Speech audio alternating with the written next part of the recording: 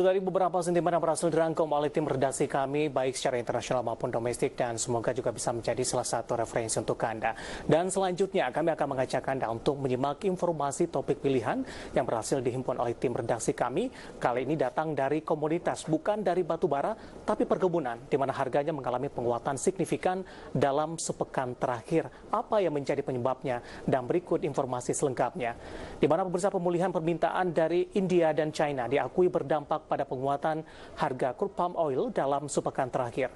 Berdasarkan data Malaysia, Palm Oil Board atau IMPOB, harga CPO berada di level Rp2.481 Malaysia per ton atau menjadi yang tertinggi sejak akhir Juni 2020. Industri kelapa sawit diyakini akan kembali bergairah seiring penguatan harga CPO dalam sepekan terakhir.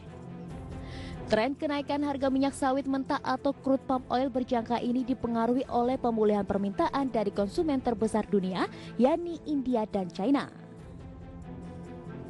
Dikutip dari China National Grain and Oil Information Center, pembelian minyak sawit atau CPO dari negeri tirai bambu tersebut mencapai 550.000 ton pada periode Juli 2020.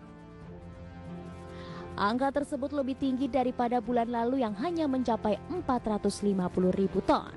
Berdasarkan data Malaysia Palm Oil Board atau MPOB, harga CPO berada di level Rp2.481 Malaysia per ton. Angka tersebut menjadi yang tertinggi sejak akhir Juni 2020. Di sisi lain, industri kelapa sawit Indonesia diselamatkan oleh kenaikan serapan domestik di tengah penurunan kinerja ekspor. Sepanjang Januari hingga Mei 2020, GAPKI mencatat konsumsi dalam negeri mencapai 7,33 juta ton atau naik 3,6%. Sementara volume ekspor tercatat turun 13,7% menjadi 12,73 juta ton, meski secara nilai tetap naik dari 7,99 miliar US dollar menjadi 8,43 miliar US dollar. Berbagai sumber IDX Channel.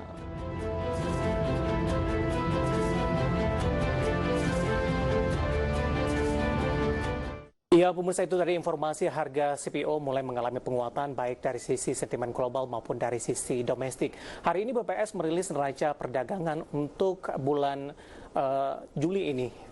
Di Juni maksud kami, pemirsa, di mana posisinya surplus. Yang menarik adalah salah satu penopangnya adalah ekspor non migas, di mana dalam itemnya atau rinciannya ini untuk ekspor non migas, komoditas ikut memberikan sumbangan yang cukup besar, termasuk juga dari ekspor kelapa sawit dalam hal ini.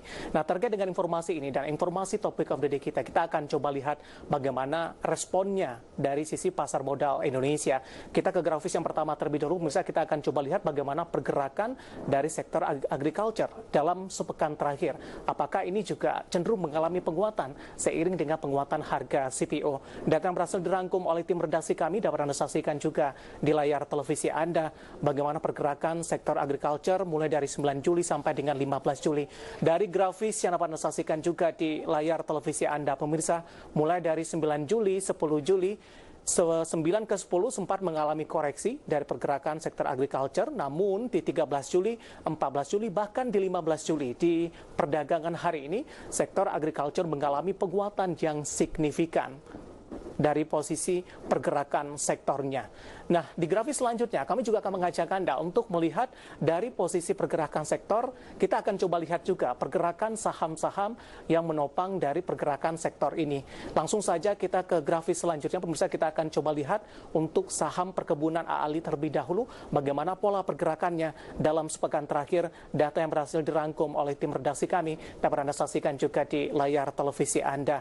Pergerakan saham AALI juga lebih cenderung mengalami penguatan mulai dari 9 Juli, 10 Juli, 13 Juli, dan 14 Juli hingga sampai di perdagangan hari ini. Pola pergerakannya hampir sama dengan pergerakan dari sisi sektor agriculture-nya, melemah di 10 Juli, kemudian mengalami penguatan bahkan di 15 Juli.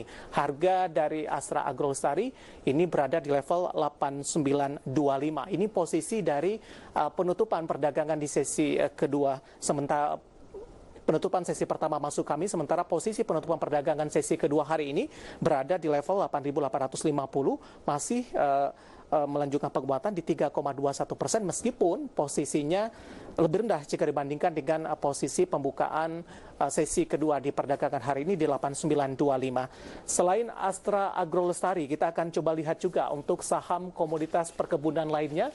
Ada LSIP pemirsa, dapat Anda saksikan juga di layar televisi Anda, PTPP London Sumatera Indonesia Tbk. Ini bagaimana pola pergerakannya dalam sepekan terakhir. Apakah harga komoditas CPO juga mempengaruhi penguatan dari harga saham ini dalam sepekan terakhir? Data berhasil dirangkum oleh tim redaksi kami.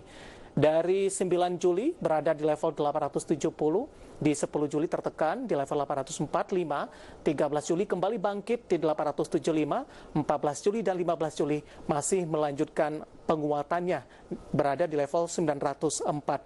Selain LSIP, langsung saja kita ke grafis selanjutnya. Kita akan coba lihat juga untuk saham dari perkebunan lainnya. Ada SSMS pemirsa. Bagaimana pola pergerakan secara teknikalnya? Apakah posisinya juga sama seiring dengan penguatan harga CPO dan penguatan dari harga beberapa saham lainnya? SSMS, pola pergerakannya di 9 Juli di 795, di 10 Juli bergerak flat, di 13 Juli mulai terlihat penguatan yang terjadi di 800, sementara di 14 Juli flat di level 800, kemudian di 15 Juli ini pola pergerakannya mengalami penguatan yang cukup signifikan dari titik 14 Juli sampai dengan 15 Juli naik ke level 830.